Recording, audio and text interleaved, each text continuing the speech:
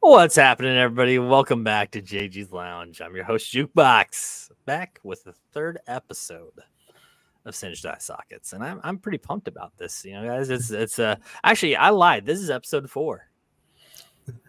This is episode 4, and you know what? And I've had both of you on, all of them except for the first one, Evolution. I think you're the only one who wasn't on the first one. Right.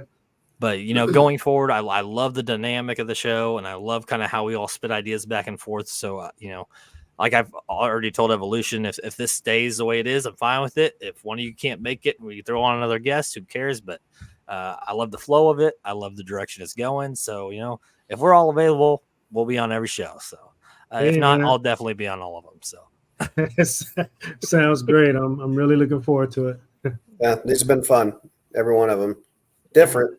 Yeah. Definitely different for sure. So to everybody that's listening, Singed Eye Sockets is meant to be a perception podcast based on the fact that not everything is how you see it. There's always more to it, and you just got to kind of dive in. Nobody's right or wrong. We just pick topics or cases and kind of break them down, and then give our perspectives on how we see the situations. And it's a lot of fun. The first one, we did a case of a dropped wallet that was returned to somebody and how they reacted. Second one was Gypsy Rose. The last one was the 3 guys who froze to death in North Kansas City. And today's topic is the curious case of Natalia Grace. Evolution, I know that you've read a little bit about this. Sean's going into this pretty much blindfolded, and that is perfectly fine because he's just going to kind of get to ask all the questions he wants, and I'll either have the answers or I'll have to look it up on my phone. Either way, we'll figure it out. There we go. I just like the alliteration of the title, "The Curious Case of Nancy Grace." I mean, that's Natalia Grace. Natalie Grace, sorry, Nancy Grace. So yeah, she's that commentator for Fox. Yes, definitely a curious case for sure. Already off to a smashing start. All right. All right. So a quick breakdown, kind of how this all started was the Barnett family. You got Michael and Christine Barnett. The couple lives in Indiana. What? You say Mike Barnett from Indiana? I'm sorry, guys. This is just weird. Do you know Michael Barnett? One of my best friends. He's passed. Okay, a couple years ago, but his name was Mike Barnett from Indiana. Now this guy's alive, so it's definitely not the same guy. Okay, wow, that's. I was sitting here going, "Dear God, please don't let this be like, well, now that he's died, all this shit comes." Oh man, I'm gonna be honest, man. I would question our friendship if you were best friends with this guy. Man, we're gonna find out some shit. Okay, all right. I'm just joking, but seriously, that is coincidental though. So they have 3 kids, and their oldest is a literal genius. Graduated high school at 12, had like a master's degree at 14, just stupid intelligent. Janet Rodriguez threw up a funny looking green smiley face. Appreciate that. Actually, I think that's Janet from work, isn't it? Yeah. Yep. All right. So they're a happy family. They live in like the dad's bragging about all their property in the documentary about, like a 5,000 square foot house. I've got he had a Lamborghini in the driveway, which a lot of people said was like one of those kit cars. It wasn't even really like a full on Lamborghini. It was one where you buy the pieces and try to build it and make it look like one. But he definitely, one thing I acknowledged a lot in the documentary, at the beginning, was that he definitely talked a lot about his property more than he did about his family, which kind of right off the bat kind of gave me a weird vibe from him. So, that's kind of a rundown of the family. They're just, a middle-class family. They decided, hey, let's adopt a child. So they were going to get a girl from Haiti, but there was like a tsunami or something that shut down the country's borders so that they couldn't adopt her. Something happened to where they couldn't adopt her. they thought that they were just kind of done for a while, and they get a random call from a foster care in Florida that says, "Hey, we got a girl here, Natalie Grace. She's 6 years old, and she's looking for a family, and you have 24 hours to make the decision."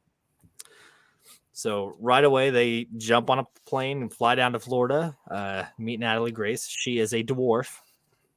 She was born with something called, let's see here. I'm going to attempt to read this, but I'm definitely going to butcher it. Spondyloepiphyseal dysplasia. It says a rare genetic disorder that results in short stature and skeletal anomalies that primarily affect the spine and long bones of the arms and legs. Hello. Did you lose? Everybody there? You lose me? We had a black screen with a spinning circle for just a second, but I think we're back now. Okay. Did you guys hear me? I heard everything. I didn't. Spin a flap. Yeah, I heard that. Yes. I heard that. Yes. Okay, then you heard all of it. Okay. I read it for about 2 minutes. So that's how long of a word it was. Okay, sweet. Anyways, so it was such a complicated word. You made the computer go. You're like, what? So she's got, her skeletal and her body's just very different. She's got bigger, stronger arms. Her legs are real weak and tiny, kind of arched back, just kind of the way she was born. And so I guess when they meet her, they're all happy. They give her hugs. They go to Disney World. And things start to get weird about day 4 when Christine's giving Natalie a bath and notices that she has pubic hair. A 6-year-old. And yeah, she's 6 years old. Pubic hair. She's got pubic hair. There's issues here on the fact that she's already got all these other issues, rare medical problems. People hit puberty young. It's rare, but it happens. Can I interject a thought real quick? Yeah, go ahead. I smelled a red flag. I don't know if that makes sense, but I sensed a red flag when they only gave her 24 hours, gave the parents 24 hours to get the baby.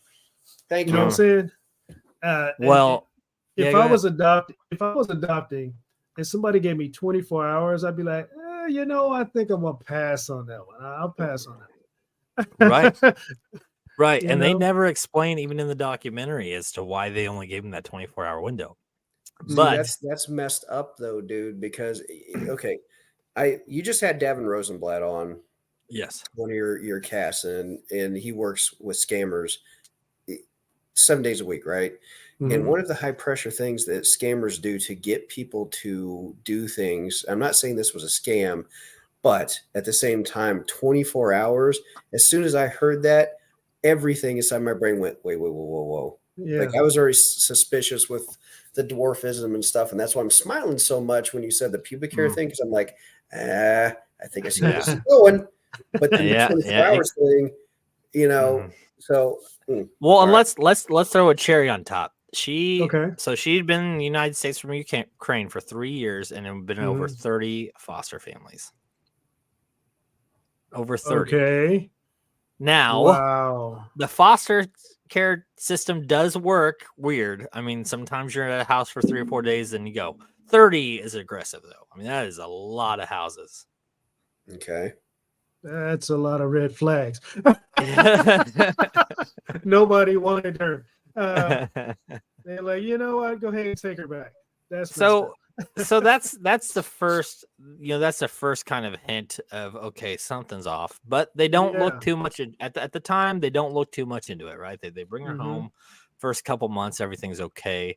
About 2 months in, Christine, the mother, is finding bloody socks. She's been having periods and hiding them, like tossing the socks out the window. Getting rid of them. Yeah. That's nasty. That's nasty. You know how boys, when they're teenagers, they have that special sock? Yes. So this is like the other side of it. Yeah. The crusty sock, the period sock. So that's where we're at now in society. And so, I mean, it gets. I mean, I'm just kind of rolling it out as it comes because there's enough content for us to get to the hour. And I'm I want to. Yeah, go ahead, hide- interject, say a couple things. Go ahead. You're gonna hide it by throwing it out the window. Out the window, just tossing it out the window. Yeah. Like, Nobody's gonna find that. Nobody's gonna find a bloody sock just outside like the window. outside the house, there's just like this Christmas tree. People go by, like they must celebrate Christmas differently. So man. at this, okay, so hold on now. Here's where the family starts getting weird. Okay. Oh, obviously, now it gets weird. Okay, obviously the situation is odd. Yes. But look, I could tell you. I mean, never mind. I know people who started hit puberty at like 8. I mean, it's not rare, and it's But also we're the talking foster system. 6. We're talking about and we're also talking about the foster system. And she came from Ukraine. How much of the documentation is accurate? Let's be real here. Okay. Either way, tossed around 30 families. All she's having her period. So now they're starting to question her age, right? They're being pretty. Hey, there's something fishy here, and they start noticing that some of the stuff she's doing is off. Like she starts taking the boys' toys and throwing them in the streets so they can go out and get hit by. Almost like she wants them to get hit by cars. Wow. When she's in the car ride, she will pee and soil herself and then smear shit on the youngest son, Ethan. In the car rides. Yeah. That'd be the time to exit and send her back, right? I would be I'm sorry, but way before this, I would have so many red flags would have been popping up with about I haven't seen this person. All right, but the way you described her, like, did you guys ever see the oh my God, the Black Cauldron, the Disney movie? Yes, of course. Okay, do you remember the Horn King's imp that would follow him everywhere? Yes, yep. The way you've described her, that's the picture that keeps popping up in my head. And so when you are saying, okay, kind of close. I'm just saying, like, you're saying that she's doing this stuff, and I just see the Horn King's imp smearing shit things everywhere. But at that point, like, knowing everything that they know, there are so many, it's not just red flags. These are like psychological markers where it's just like, this is well beyond, like, oh, there's some, some issues, like, this is so okay. Yeah. I think they let it go too far already at this point. Look, and remember, they live in Indiana. This place is in Florida. They are reaching out to them, but they're not getting a lot of results out of them or responses. Of course not. They're not answering the phone. Of course, you took her off our hands. We're done. Yeah, exactly. They're probably not even located in the same spot after that. They knew what they was getting rid of. So now they're going to see psychologists and doctors. And if they don't like if they're not liking the results from the doctor, then they're going to another doctor. And basically the 4th doctor decides, you know what, you guys are in trouble. There's nothing you can do to fix her. She's a sociopath. And you should put a lock on her door.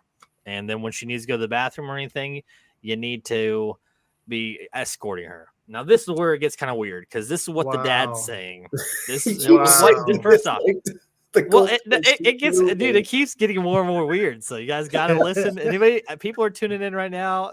Just this gets more and more interesting. I'm telling you. All right. Okay, so they go to this 4th doctor. The 4th doctor's like, okay, she's older than she looks. You need to be watching her. Put a lock on her door, and so they start doing that. So now they're neglecting her, basically locking her up, and escorting her and feeding her in the room. And what do you guys think so far? I mean, just based off what you know, do you still think that it's just a little girl, or do you think there might be more to it? Sean, you go ahead. I'm gonna ponder a little bit. What we're hearing is based off just the dad. This is not the mom. This is just the dad's point of view. Okay, so I mean, all right, real talk here. My issue immediately was the 24 hours thing. Yes. There are so many just things that once that consider contextually, the agency wanting to do this within 24 hours, 30 different foster homes, everything should have been a no, but they took it on because they were desperate, whatever their problem was, you know, their issue. And they brought this onto themselves. And then, like you said, you know, evolution, that they're probably not, the adoption place probably ain't even the same spot anymore. You know, I mean, realistically, they probably are, but I can easily imagine why they're not taking calls, everything else, because they know what they passed off. This, I absolutely a sociopath, you know, the pubic hair, everything else. 4 days into it, you know, and you're like, wait a second, stuff is hinky. Are you kidding me? Like, I grew up in Indiana. I know that we're not the smartest people, but god dang. Like, Right. What you got? mean, even a pet animal knows not to go in the car or smear it on the child. You know, when I heard that, I'm just imagining what my response would be as a parent, and seeing that. I mean, did you ever have a fight with your siblings that was so bad that you smeared their, like, here you go, you son of a bitch. There's my shit in your face. Like, I had some dragouts with my sister, but dude. You never come up with some stuff like that. Yeah, I mean, I would never do that to anyone, first of all, but a sibling, that never would cross my mind, you know. So, well, you're also not a Ukrainian. You're not a Ukrainian child that was passed around 30 homes either. Well, this is under the assumption. I do know the actual age, but I'm not even going to release that till the end. Okay, so just off the assumption that we don't know, but still. I mean, even with all that, man, I'm like, you know, that's just something that normal people don't do. So that when you said that, I'm like, how far out there really is she? Because that's way extreme for somebody to do something for attention or whatever. It's just far beyond Earth. I don't think we're asking the right question here, because kids are fucking terrible. What did the brother do, first of all? They don't really say. I couldn't imagine what he did to get that in return. I think the end of it, he just calling her like, imp. well, I deserve that. I mean, that, yeah, if he deserved that, whatever he did, I'm like, wow. Mom, Dad, Mom. We guys look back here real quick. Well, so I'm sure they didn't have to look back there. They probably just smelled things. Here's some of the things. So on top of the toys being thrown in the street, she was apparently putting thumbtacks face up on the stairs. They were finding kitchen knives underneath her bed. The mother said that they were finding them on top of the fridge, which doesn't make sense because with her dwarf, it does. And because she if can't you open with the her fridge dwarfism. door, How would she get it on open the top? door, they fall down. Chair. Dude, if did you you ever open see, the door did you with see her medical Yoda? conditions is kind of. I mean, I'm not saying it didn't happen. I mean, if she really wanted to try. No, I'm saying like Yoda in the Clone War movies. That little You fucker. cannot. That's not real. There's nothing realistic about that at all. So I how have can no you idea. She could have done like some. She's from the Ukraine. She might be a circus midget. You don't know. She might have been in that kitchen. or just tossed it at the right angle, and you know, just I mean, because you open the fridge and something can fall down on you. That's pretty intense. Dangerous, dude. Heck yeah.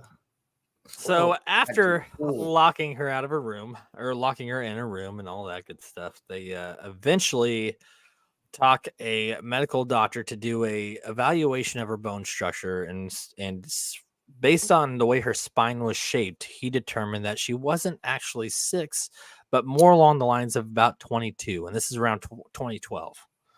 Wow. Yes. Now here's a couple things. In the state of Indiana, you can legally, if you are an adopted, any parent no longer has to provide financially for somebody at the age of 22. I think I lost you. You there? Sean, are you still there? I hear everything. I see both of you. Okay. It's just Okay. it's just you. Great. I think it's you that keeps Jukebox, popping I in think and you're out. lagging a little bit. Nah, evolution. And I think there it's he you, goes. man. Yeah, brother. I can see and hear everybody fine. I still see your thing, and you're moving around fine. Evolution. Okay, cool. I think evolution. I think you just keep lagging here and there, man. But it's Oh, going fine. it's me? Yeah, but Okay. it's fine. Just let it roll. Just roll. All right. So they get a petition together and they get the court to approve it based on very little information. The court approves that she is now officially a 22-year-old. Wow. And in the state of Indiana, at 22, they are no longer responsible for her. So they get her an apartment. They put her in the apartment. And they are keeping her social security checks and providing the food for her. They're dropping it off in front of her apartment and just leaving it there for her to come get her on her own. A couple of the neighbors are concerned.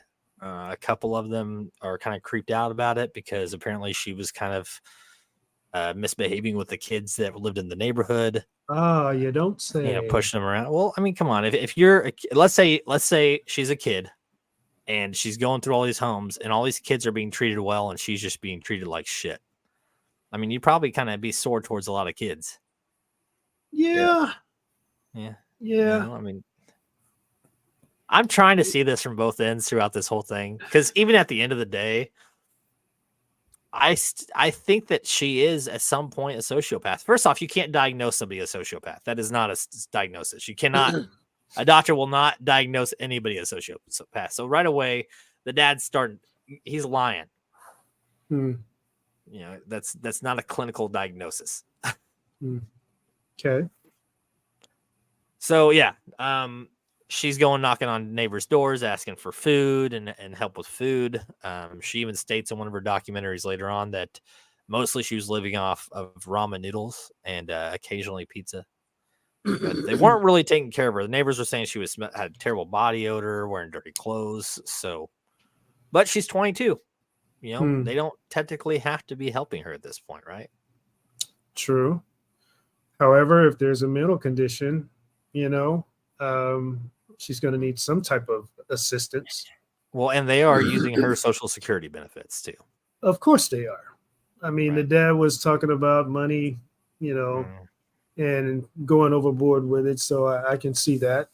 But I mean, you still are kind of sort of responsible for someone, even though they're in that condition. You don't just kind of put them someplace and do drive-bys. You kind of check on them or have somebody check on them, especially when you know they're not completely there. So I can see the neglect going on. Well, she was apparently asking neighbors for sexual, offering up sexual favors for help and assistance. Now, with that being said, there are a lot of allegations saying that Christine coached her into almost everything she said and almost all of the allegations of things that she did. What? Yes. A lot of the behavioral issues that she had, Christine, the mother, was apparently coaching her to say the things. There was an issue where she was helping her do dishes, and she accused her of putting pledge in her coffee. But later on in the documentaries, Natalie says that she told her that she did it, but she never actually did it, and she told her that she needed to say that in a recording. Again, this is all hearsay. None of this is this is all hearsay. There's just so much that's off about on both sides. Both sides seem real suspect. But my thing is, okay, so the sexual favors thing, are they intimating that Christine taught Natalie? Christine taught Natalie Like what? Like, hey, if you run out of ramen, go to the neighbor's door, knock on the door, and for some like a hot pocket or something. Like, how That's does what the that? insinuations are. That's what the insinuations are. But Yes. how the fuck do you understand what like where I'm just like my brain Yeah. is not connecting the dots because how would that? Yeah. Okay, It's still, weird, man. It's weird. I mean, there's several documentaries out, and in one of them, there are witnesses that Christine was also contacting men in general, and some of them even dwarves, and sending nude pictures, sending stuff, trying to coax them into sleeping with Natalie and What? her. Yeah. So I What? mean, and her, her? yes.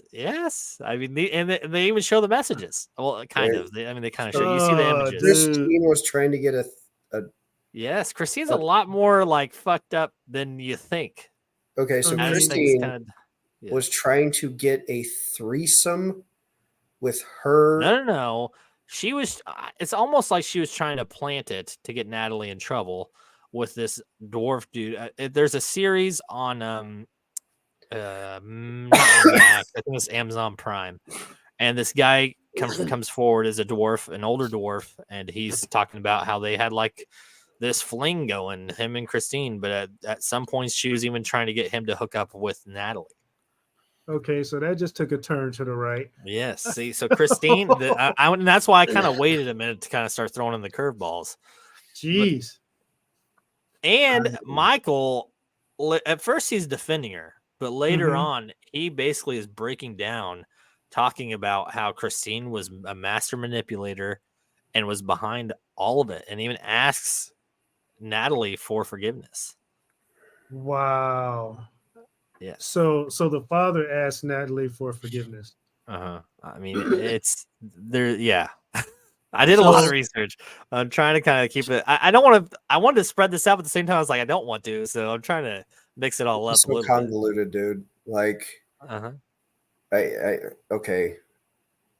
My next question, I guess, then is because now we're swinging. The pendulum has swung to the parents. Yeah, and you do this very artfully with the Singe thing, because you'll be over here and you go, well, hold on, guys. Over here, there's a donkey fucking a cat. Yes. Right. And so they weren't focused on that. And you're like, but wait, there was somebody who sold the cat into cat donkey sex slavery over here. And it was a nun. Right. Okay. So where I'm hung up on right now is with Natalie. Is she in fact 22? I'm saving it for the end. All right. I'm saving it for the end. Okay, because here, think about it. Let's say she is actually a 6-year-old child. She never she skipped schooling. She skipped all the education now because she's now legally an adult. I mean, there's no hey, I'm going to school now. You're a 22-year-old adult. Legally in the system, whether you're actually that age or not, you legally are. And even today, she is legally, well, I think it was like 32 or something. Anyways, they never changed it back because the state made the decision, it's done. But they did officially find out, and I will tell you guys at the end what it is. Okay. I did forget to throw in there is that she did go to a mental institution around the exact same time that they petitioned for her to be an adult. And in the mental institution, they actually transferred her to the adult psych because of the fact that she was now legally an adult.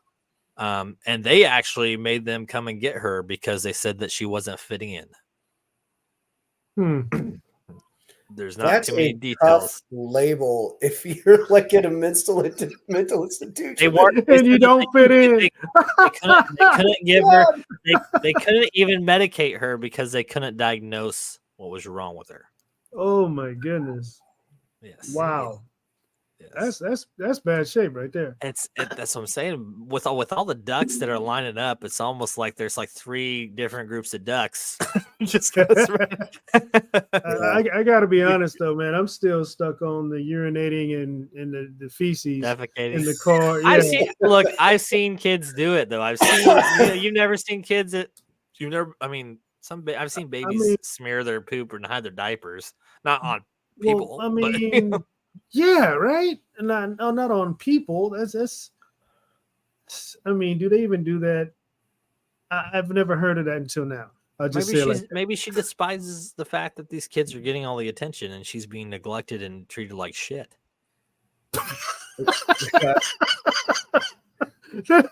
I'm sorry, but no, you're good. there for sure. Treated like shit.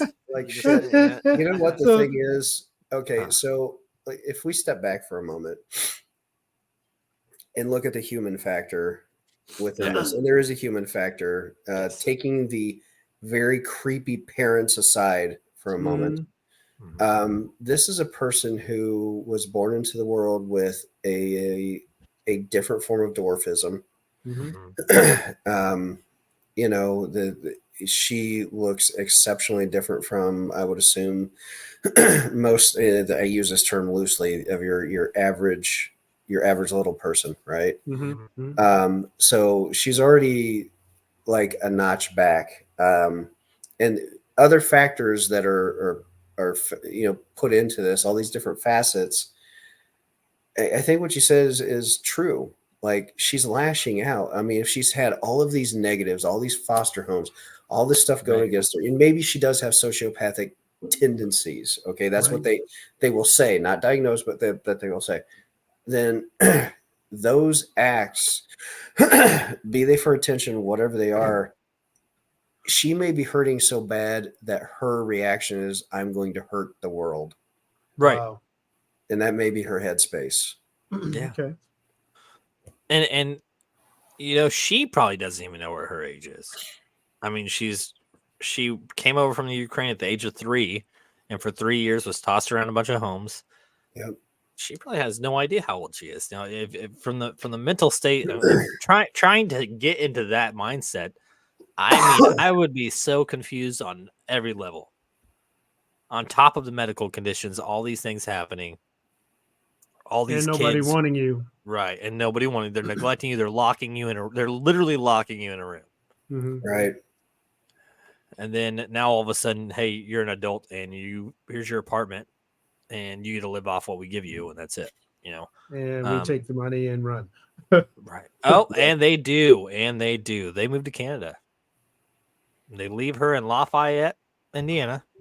What? Oh, shit, that's right down the road from where I grew up, dude. Yep. I'm familiar with Lafayette, Indiana. Yeah. Shoot. They leave her in a little tiny apartment in Lafayette. Apparently, it's not even the best neighborhood either. I don't know much about Lafayette. I actually know Lafayette very well. I actually know Lafayette very well. There's some neighborhoods that you just don't want to be. For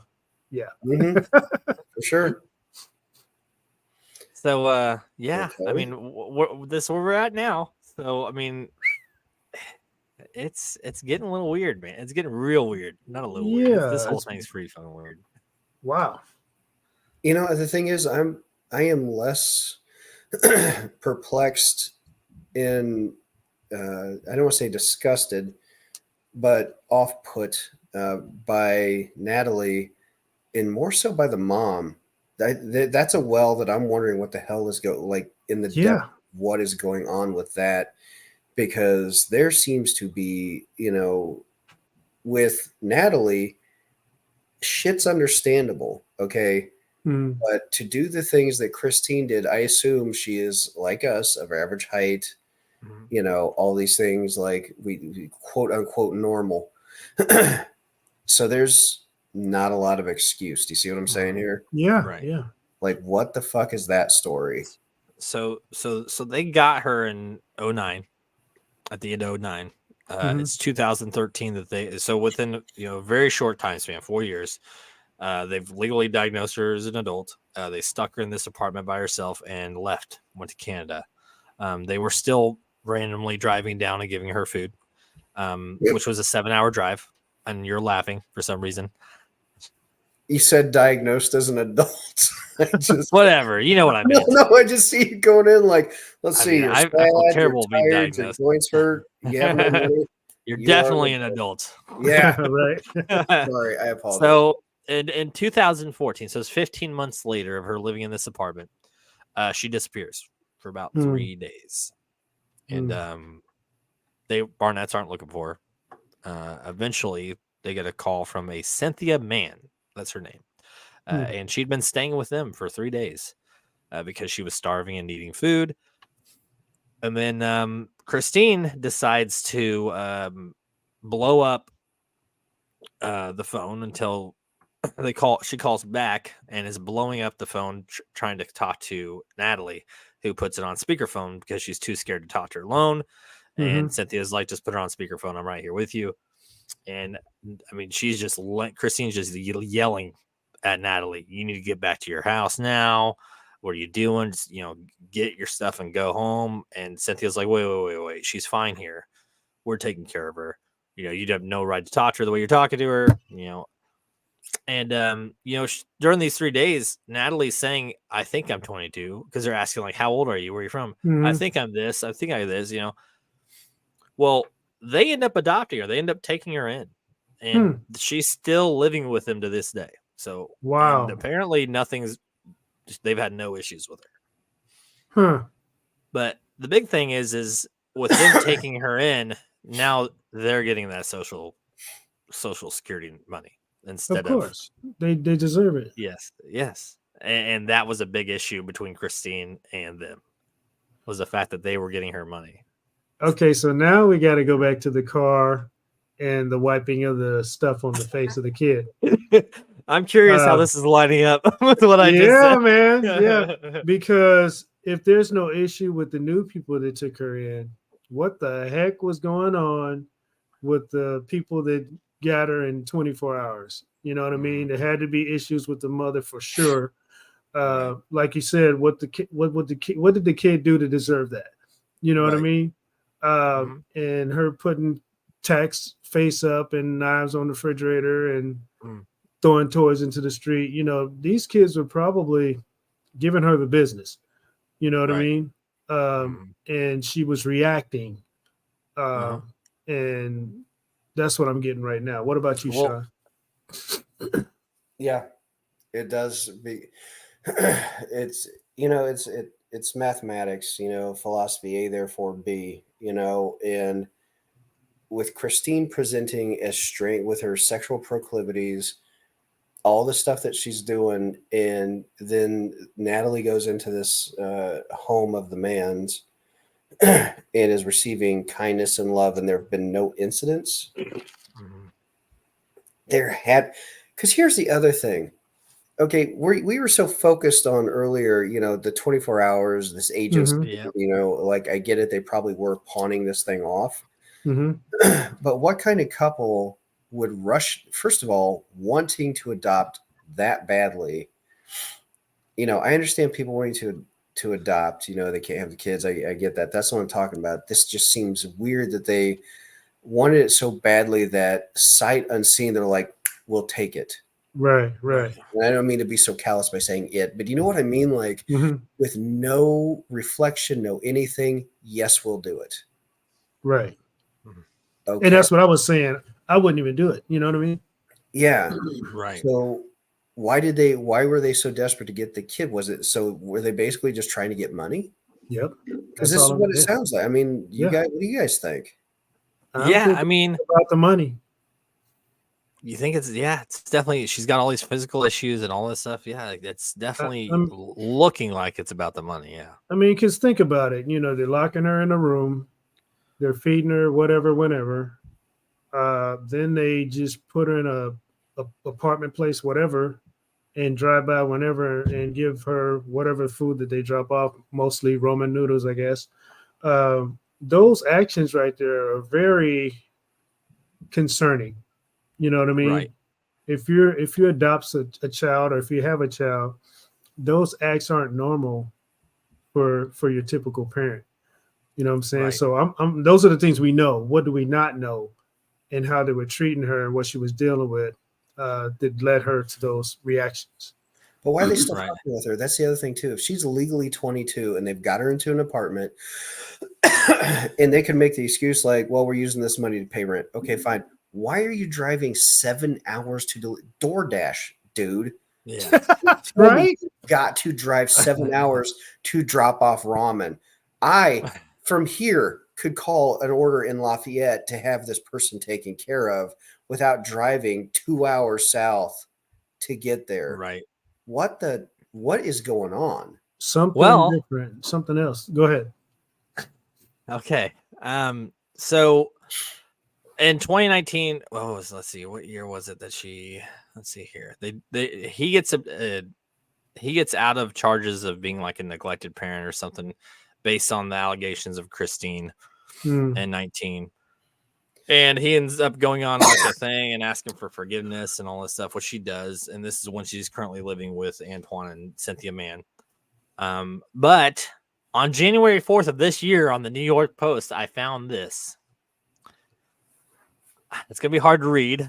It says Natalia was subsequently adopted by Antoine and Cynthia Mars, her legal guardian who took her in after she was abandoned by Michael and Christine. But just when things are looking up for Natalia, the season's cliffhanger ending reveals her new guardians might not be so different from Michael and Christine. It says, Antoine says something ain't right with Natalia. The girl is tweaking. I feel like she's the enemy in the house. And she said to us, we have held her hostage, made us look like we're the enemies. Cynthia adds Natalia is stabbing her family in the back over complete lies. So this is her family that she's with now, that she's been with for years. They're saying these things now.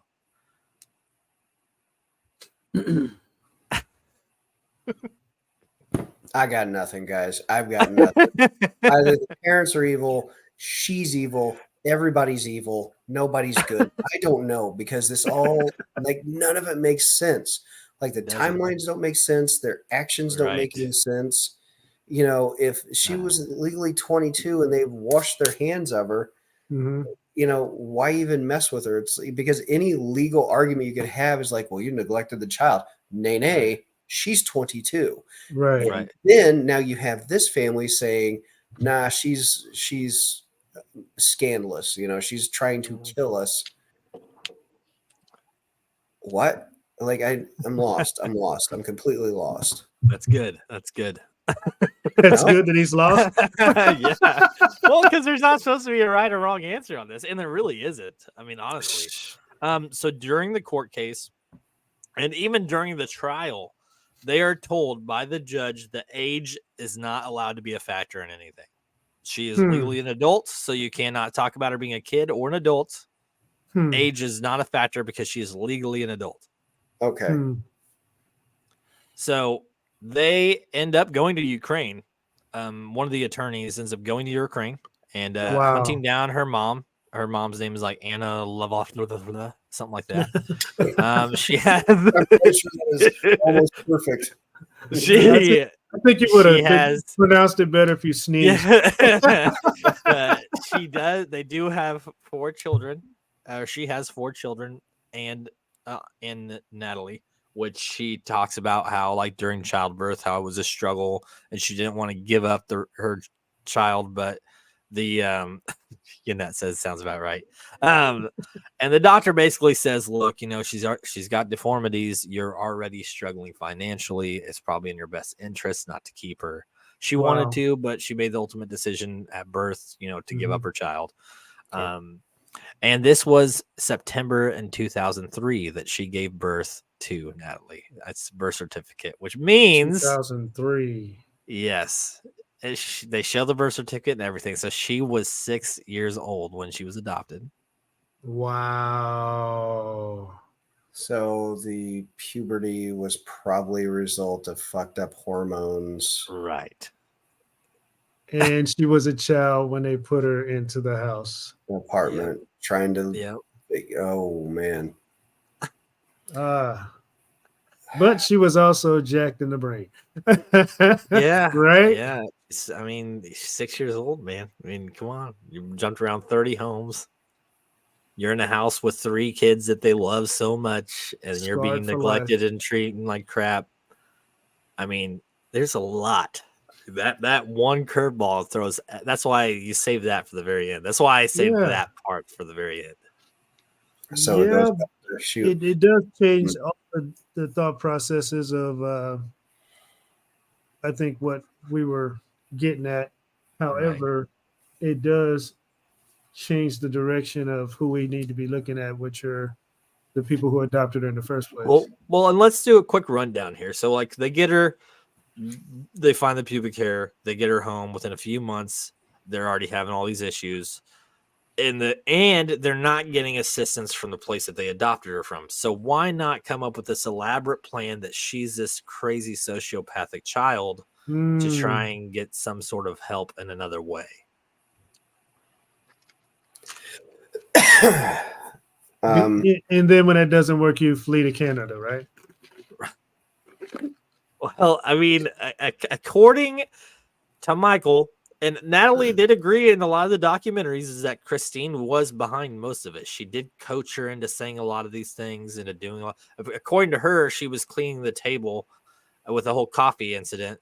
She said she was cleaning the table, and Christine just came in the room and started screaming at her that she had poisoned her cup.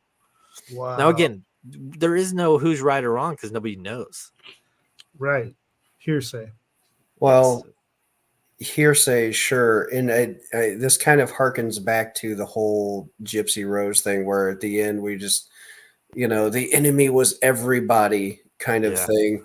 Mm-hmm. But the thing that you can't get away from in this situation is if she was in fact 6, this is a 6-year-old dealing with some incredibly complicated things that no wonder she was lashing. I mean, yeah, there in psychology, there's a thing called the problem of evil where, we just have no explanation for why people do evil shit. Okay. Right. It's not a chemical imbalance. It's not nature versus nurture. It's just they have, again, sociopathic tendencies, whatever it is. But I would tend to, in this situation, lean towards she was 6 years old. All this bad stuff was happening, and she is just lashing out at the world that is everybody and everything is different from her.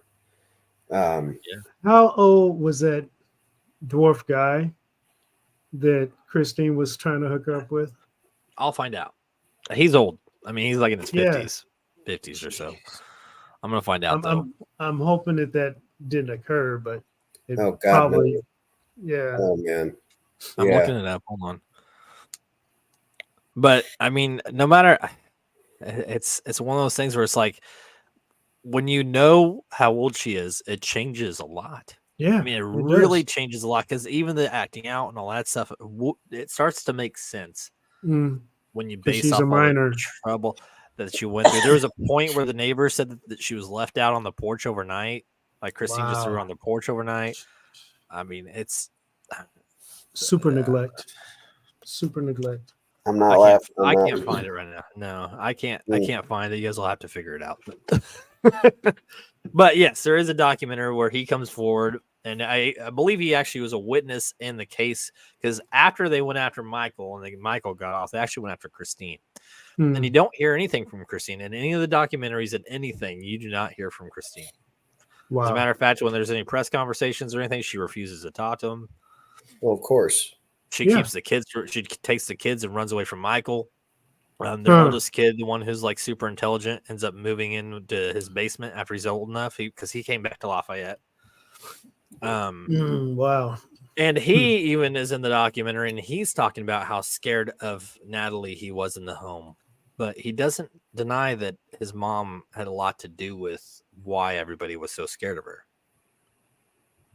So perhaps Natalie does have some mental defects that, she has those tendencies, regardless of what the reason is. I mean, it's just like that movie, The Good Son, where the mom ends up kicking, Macaulay Culkin off the cliff.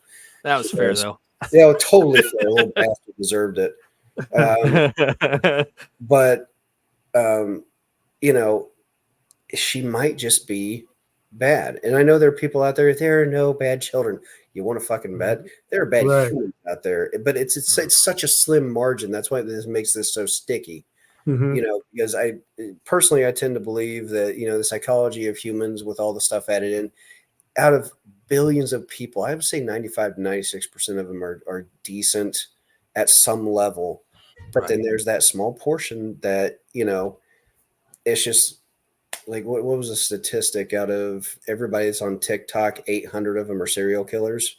If you go by the actual statistics of it, right? Wow. Yeah. So she might just be bad, but then you have this unstoppable force that is Christine running into this immovable object that is Natalie, and somehow through the convergence of fuckery in the universe, these two institutions of craziness met. Wow. Perhaps that's just what it is. And think about it. She lived in a home with 3 boys and her husband. There was no other female aspect to it. Oh, that's different. Yeah. That aspect. Yeah. Yeah, that does throw a little twist. So if Christine's on, what's that? Why take it on? Right. And they never really say. I mean, even Michael's like, we discussed that we wanted to adopt, and they were really like gung ho about getting this child from Haiti, and then the country shut down for a natural disaster, and then they get this call, and they're like, "Well, let's do it." And then I don't know.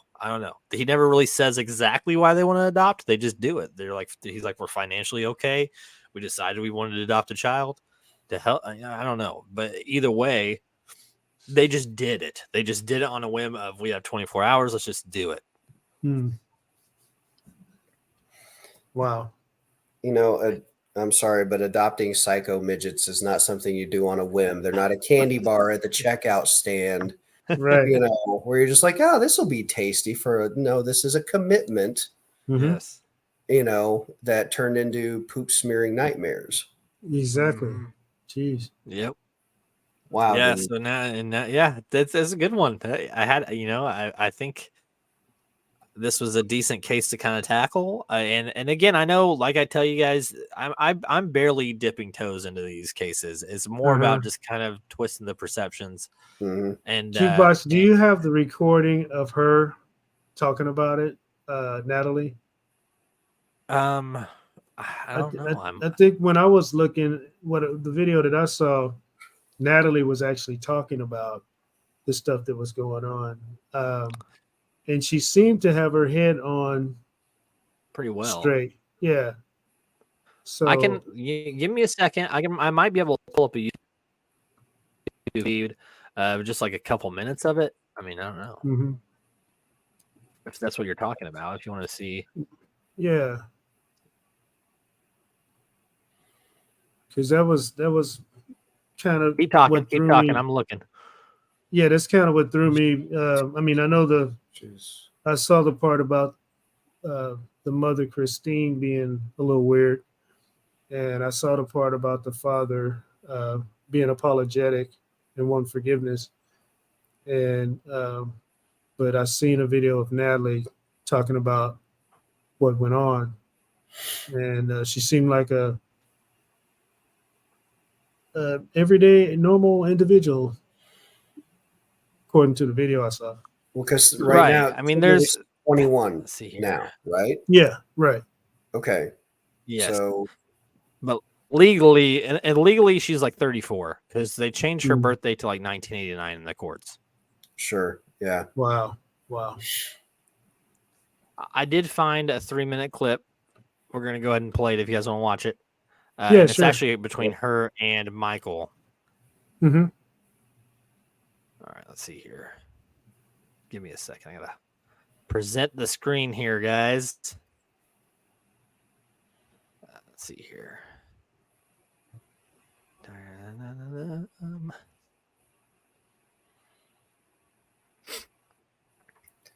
Dude, okay. Here we go. Do what? Nah, sorry, I just got the heebie-jeebies. I'm sitting here looking, just waiting for the video, and my imagination's running wild, and I just pictured her with a knife coming up over like Chucky, and I was just kind of like creeping myself out for no reason. All right.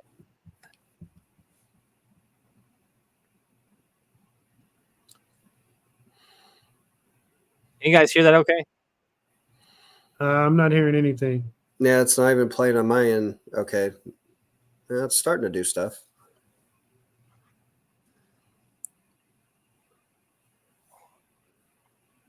Can you hear it? No, it's very choppy.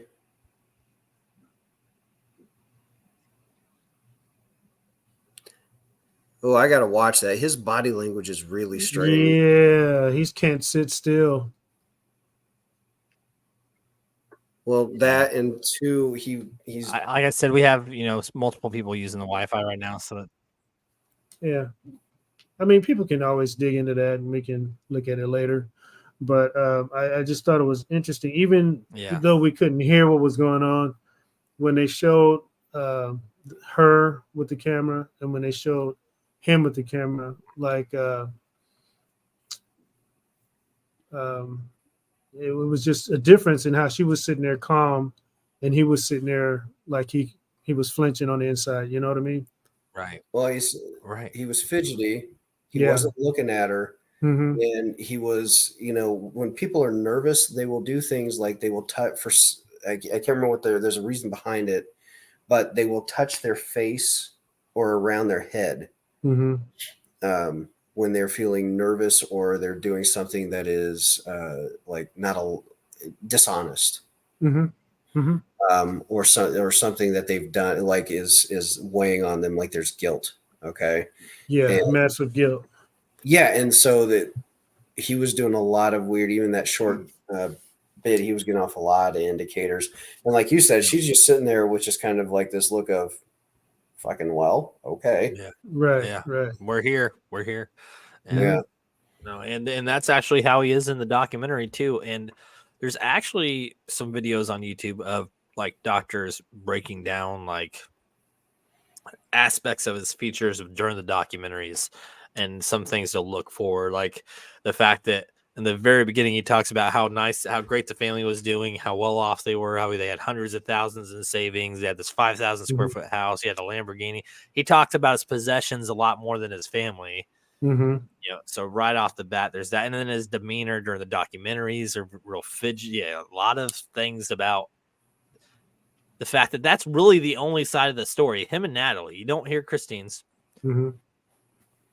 but you see facts, like you see witness, like the other dwarf who was showing his phone, and he shows it during like one of the interviews.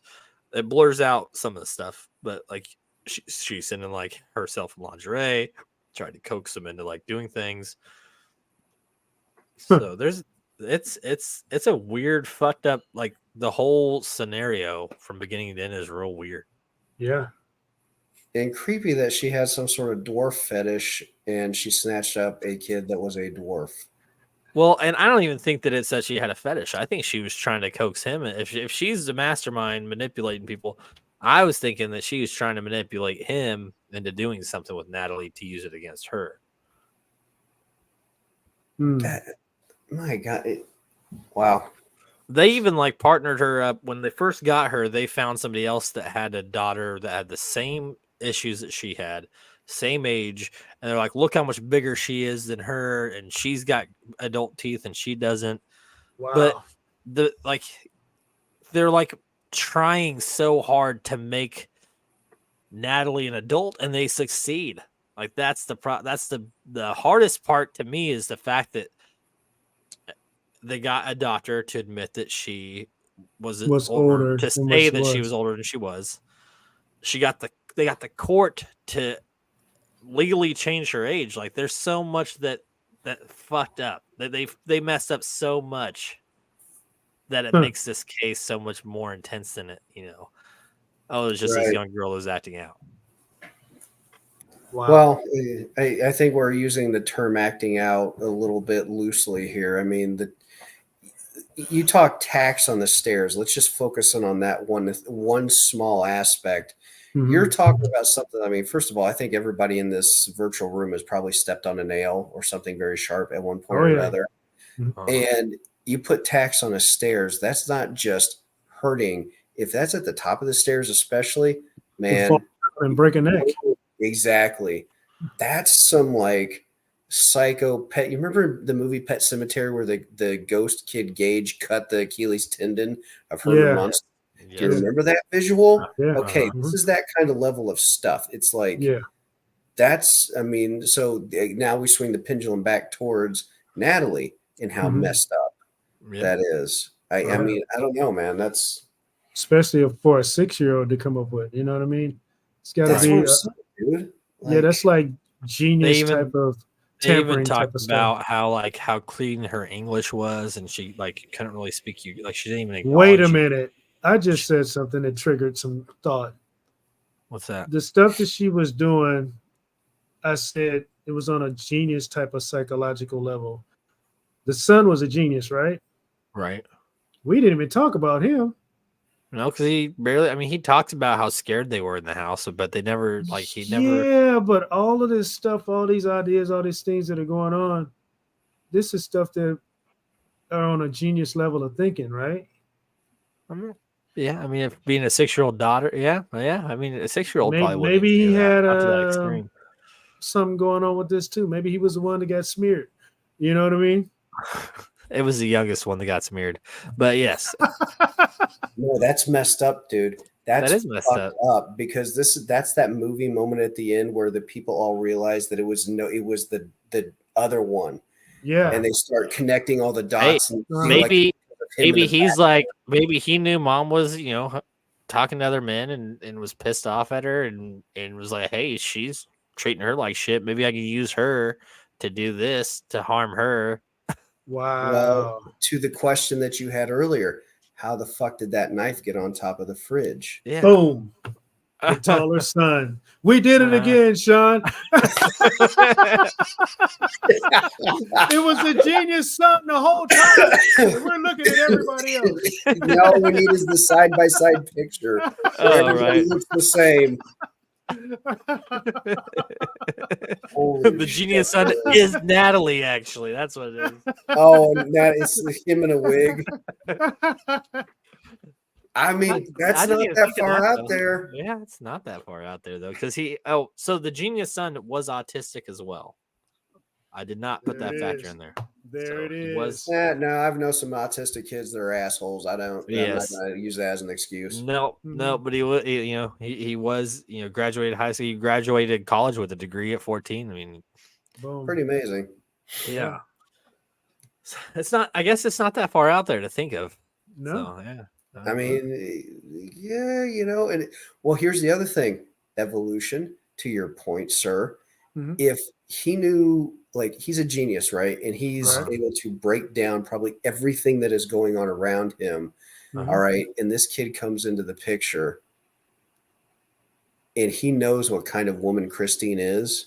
Mm-hmm. Do you see what I'm saying? Like, maybe he was trying to be the architect of her demise somehow. Maybe if you take everything that is happening now today and rewind it all the way back to the beginning, his little genius ass could have played this whole thing out in his brain to the every detail of how it would happen and how it would break down. See, and Michael to the socks. Just stuff these socks in your underwear, soak up all the blood, it'll be fine. Just stop that. It might not even have been hers. You see what I'm saying? These aren't even her socks. Right. He's just rubbing it raw so much, he's bleeding into the socks. It might not even have been her blood. You see what I'm saying? He could have even just did some stuff and made it look like it was her and said, hey, she did that. I found this outside. Wait a second. Well, I don't know. No. Dude, that's right. She was 6. Now, unless she had she may have had some hormonal stuff that was causing her to have the periods, right? But if not, where the fuck did that blood come from? I know you made the joke about so she at 4 days she did 4 days of them having her. They noticed she did have pubic hair, which means that she had hit puberty, which means that there would be periods. Maybe. And if she never had an adult to kind of teach her how to do anything about that, then what? I mean, I don't know. What? I'm not. Hey, look, and they even later on, like Michael is breaking down, crying about how manipulative and Christine ran that family. For all we know, the kids hated her too. That's probably, saying, yeah. So even the prodigy son moved into dad's as soon as he turned 18. So I mean, it's right. Wow. Hey, I think this is a good spot to start to wrap it up. I mean, we already got the next conspiracy out there, so I'm not unconvinced about it with the son, but I think my final note on this is, aside from whatever mental issues that Natalie has, I think most of this wraps back to Christine somehow on some level. Even if she wasn't doing it, she was the mitigating factor that made all of this take place. Right. I agree.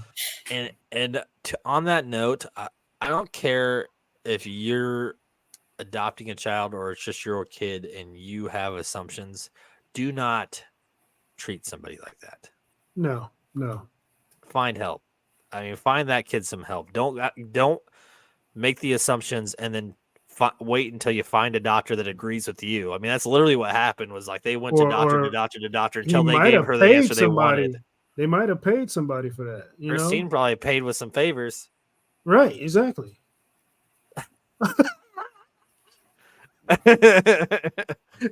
But yeah, I mean, I think the very end of doing all this research, the one thing that messed me up the most, especially being a child from abuse, like the fact that they didn't even really try other than to make it the way they wanted it to be. They didn't try to help her. I mean, even on any end of any of the documentary, of any of the interviews, nobody ever said that they really tried to help her.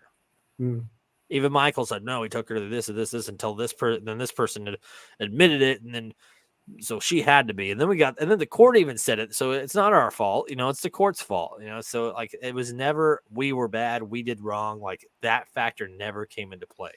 It was only that she was this sociopathic adult. That's what they knew her as. Wow. Damn. No remorse. Yep. No culpability. Nope. And that's the end of episode 4 of Shot Sockets, folks. Hey, Sean and Evolution, I can't imagine where this is going to be by episode 10, but you guys have been here the whole time. It's a hell of a show. I'm really enjoying the way it's going. Same. Yeah. I appreciate you guys. Hey, thanks for having me. I'm always willing to be a part of, everything that's going on, especially this. I actually been kind of asking you about it because it's been such a enjoyable experience, twisting the mind and looking at this stuff from different views and whatnot. So really happy to be a part of it, and look forward to the next one, man. What was that comment? I said mind blowing. Yeah, I think it's true. I think that Yannet's got a good point. I think it's definitely. I think tackling that perception aspect of the shows is makes it so fun. Like and kind of like you said, that pendulum swing, Sean. Like you go this way and then you go this way. And that's kind of the point, is to kind of mix it up and kind of get you guys to shift perspectives. Absolutely. Sean, you got anything before we wrap it up? I mean, you did it again, at the end, and like everybody's guilty, everybody's bad, I mean, it's just like the whole Gypsy Rose thing at the end, where we're just like, oh no, that dirty bitch, and she married her mom. I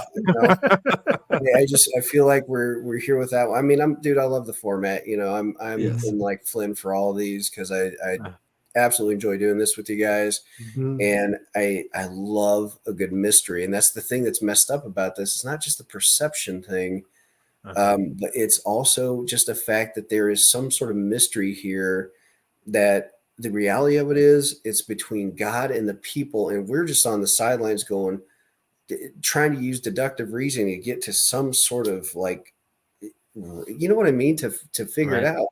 And this is so convoluted. This is so messed up. It's just like, I can't see on any level connecting the dots where it's like, oh, this is what makes sense. None of it makes sense. Right. No, it doesn't. And that's kind of the direction I want to keep going with these cases.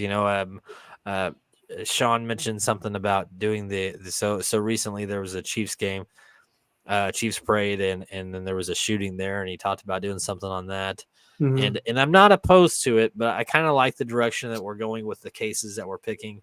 And I'm not saying that we can't tackle that through a certain case. So I'm going to do some diving because I want to find a case that's related to that topic so that we can break it down.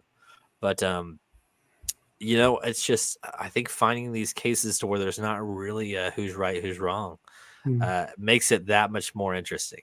Just keep doing what you're doing, dude. Amen. Yeah. Until next time, everybody, we'll see you around. Right. Take care.